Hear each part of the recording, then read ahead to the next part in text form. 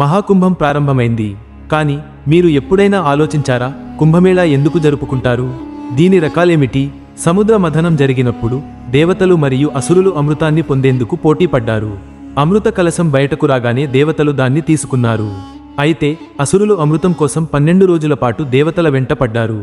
ఈ సమయంలో అమృతం యొక్క 4 బిందువులు నాసిక్, ఉజ్జయిన్, ప్రయాగరాజ్, హరిద్వార్లలో పడ్డాయి. ఈ 4 ప్రదేశాల్లోనే కుంభమేళా జరుగుతుంది. వాస్తవానికి దేవుని ఒక రోజు మానవుని ఒక సంవత్సరానికి సమానం. కాబట్టి ఈ 12 రోజులు మానవులకు 12 సంవత్సరాలకు సమానం. కుంభమేళాకు 3 రకాలు ఉంటాయి. 1. అర్ధకుంభం ప్రతి 6 ఏళ్లకోసారి. 2. పూర్ణకుంభం ప్రతి 12 ఏళ్లకోసారి. 3.